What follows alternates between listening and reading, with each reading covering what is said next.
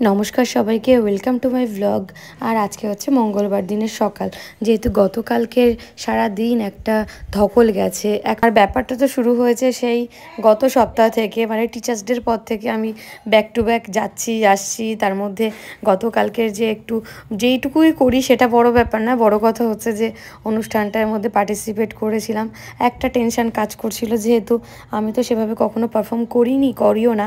এই স্কুলে আসার পরেই এই 2-3 বার স্টেজে পারফর্ম করা, তার আগে আমি কখনোই কিছু করিনি বা শিখিও নি। আর তারপরেও কিন্তু কালকের অনুষ্ঠানটা বেশ ভালো হয়েছিল আর সবাই খুবই ভালো বলছিল।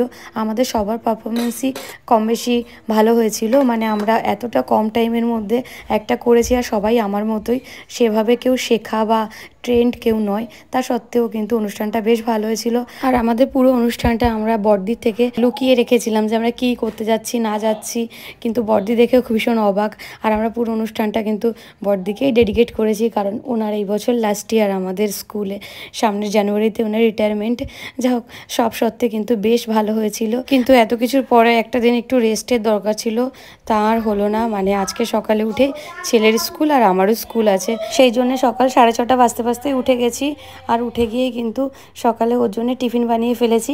আজকে একটু শর্টকাটেই করেছি, কারণ আজকে যেহেতু বাজার করাও আছে আর একটু চাপও আছে, ভালোও লাগছে না। তাই জন্য ওকে আজকে ওর বাবা যে নিউট্রিলেটটা পাঠিয়েছিল ওইটা দিয়ে ব্রেড বানিয়ে দিয়েছি। আর ওর দিদাই যে রেডি করে দিল, আমিও একটু মোজা পরিয়ে দিলাম, কারণ মোজা পরাতে তো 4জন লাগে, সেই জন্য। তো তারপরে বাজারের ব্যাগ নিয়ে বেরিয়ে গেছি। আর ওকে দিয়ে আসার সময় যে বাজার করে নিয়েছি, কারণ একটা বাজারও ছিল না। আর গতকাল আমি কিছু বাজার করতেও পারিনি। আর এখানে সবজি, এই যে হচ্ছে মাছ। আর দেখো, এই যে বিস্কুট টিস্কুট এগুলোও আনা ছিল। কালকে সন্ধেবেলায় কিছুটা মুদিখানা এনেছিলাম, কিন্তু সেগুলো আর ঢালা হয়নি। তো এখন সকালে প্রয়োজন, তাই জন্য ঢেলে ফেলছি। মানে যখন যেটা দরকার তখন সেটুকুই করছি, এক্সট্রা কাজ আর কিচ্ছু করা হচ্ছে না। আর বাজারে যখন গেছি, মা তখন ডালটা পেঁপে দিয়ে সেদ্ধ করে রেখেছে। এবার ডালটা একটু ফোড়ন দিয়ে দেবো, একটুখানি রাঁধুনি দিয়ে দিয়েছি। আর এই যে 2টো রসুনের কোয়া একটুখানি থেতো করে দিয়ে দিয়েছি। দিয়ে আজকে এটাই ফোড়ন দিয়ে দেবো ডালের মধ্যে। মানে চেষ্টা করছি সময়ের মধ্যে করতে, কারণ বাজারে করতে গিয়ে আমার অনেকটা সময় চলে গেছে, প্রায় 1 ঘন্টা মতো। এবার এই ভেন্ডিগুলো দেখো ফ্রিজে থেকে থেকে একদম কালো হয়ে গেছে, যার জন্য এগুলো আজকে না খেলেই নয়। এরপরে কিন্তু এগুলোকে একদম ফেলে দিতে হবে। তো এগুলোই আজকে উদ্ধার কার্যে নেমে পড়েছি, কেটে নিয়েছি ভাজা করব বলে, আর সাথে একটা পেঁয়াজ। এবার কড়াইতে তেল গরম করে দিয়ে দেবো পেঁয়াজটা দিয়ে একটু এদিক ওদিক ভাজা করেই দিয়ে দেবো কিন্তু ভেন্ডিটা। এর ভেন্ডি ভাজার সময় খুব বেশি কিছু ঝামেলা নেই, একটুখানি নুন ছিটিয়ে দিতে হবে অল্প করে, কারণ ভেন্ডিটা কমে যায় অনেকটা।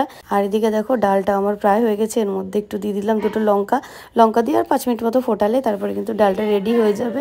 আর ভেন্ডিটার মধ্যে দিয়ে দিয়েছি অল্প করে হলুদ দিয়ে একটু নাড়াচাড়া করে মিশিয়ে নিয়েছি। আর দেখো মাছ এনেছি, মাছটা কিন্তু আজকে পুরোটা করব না, মানে 4 পিস মাছ, কিন্তু বেশ বড় বড় মাছ যেহেতু খায় না, সেজন্য 2 পিসই করবো। আর 2 পিস রেখে দিলাম, কারণ এই যা করব বেশিরভাগ মাছটাও আমাকেই খেতে হবে। মানে মা খুবই মাছ টাছ কমই খেতে চায়। আমার মাঝে মাঝে বিরক্ত লাগে যে এই বেলা মাছ ওই বেলা মাছ, একদম অসহ্য লেগে যায়। তো ভেন্ডি ভাজাটা হয়ে গেছে, এবার এটাতেই তেল গরম করে মাছটা ভাজা বসিয়ে দেবো। আর শর্টকাট রান্নার জন্যে আমি যেটা করে থাকি, মানে বসে থাকি না, ওদিকে মাছটা ভাজা হচ্ছে, এদিকে আমি কিন্তু আলুটা ভাজতে বসিয়ে দিয়েছি আর একটা ফ্রাইং প্যানে। এবার আলুটার মধ্যে একটু নুন দিয়ে দিয়েছি, যতক্ষণ আলুটা এই সাইডে ভাজা হচ্ছে ওদিকে কিন্তু মাছটাও আমার ভাজা হয়ে যাচ্ছে। তাতে কি হবে, কিছুটা সময় বাঁচবে, কারণ এই সময় আমার সমাজের সাথেই ছোটাছুটি শুরু হয়ে যায়। তো আলুটা ভাজা হয়ে গেছে, এবার এর মধ্যে এই যে মাছ ভাজা তেল কিছুটা দিয়ে দিলাম, দিয়ে ওর মধ্যেই দিয়ে দিয়েছি একটুখানি জিরে আর একটু দারচিনি আর কাঁচা লঙ্কা, এইটা দিয়ে আর একটুখানি আদা গ্রেট করে দিয়েছি। এইভাবে যদি তোমরা মাছের ঝোল কখনো কেউ করে থাকো, দেখবে অনেকটা সময় বেঁচে যায়।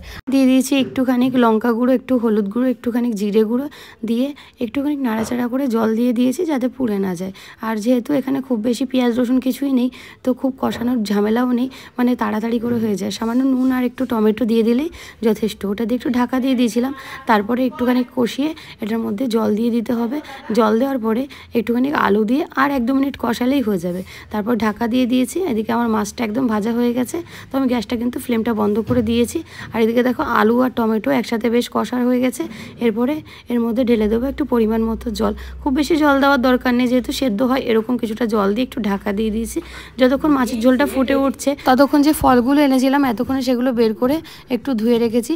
আর এই ডাবটা এনেছিলাম, ডাবটার কত দাম নিচ্ছে যেন, প্রচণ্ড দাম বেড়ে গেছে। মানে বর্ষাকালেও ডাবের দাম এখন 80 টাকা।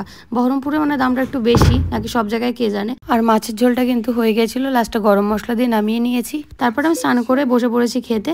আর এই যে ভেন্ডি ভাজা, ডাল আর মাছের ঝোলটাও কিন্তু বেশ ভালো খেতে হয়েছিল, যেহেতু মাছটা বেশ টাটকা ছিল।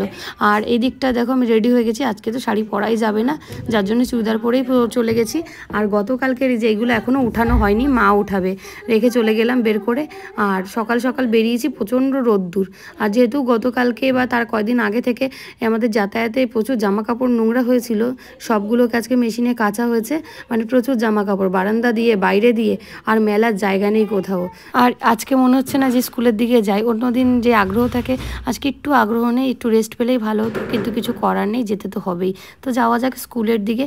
এবার যখন বিকেলবেলায় ফিরেছি, তখন কিন্তু এই 1 কাপ চাই হচ্ছে আমার সমস্ত ক্লান্তির এখন মেডিসিন। চা খেতে খেতে একটুখানি খবর দেখা যায়, এটা সাধারণত আমি দেখি না, কিন্তু আজকে একটু দেখছি। আর এই কদিন ধরে যা চলছে, প্রায় সময় টিভিতে ছেলে না দেখলে মা খবরই দেখে, আমিও তাই করছিলাম। আর সন্ধেবেলায় এই যে ছেলের আবদার এবার বানিয়ে দিতে হলো হচ্ছে চিংড়ি মাছের কাবাব। ও যেহেতু কোনো মাছ খায় না, সেহেতু এভাবে কিন্তু একটু চিংড়ি মাছটাই পছন্দ করে।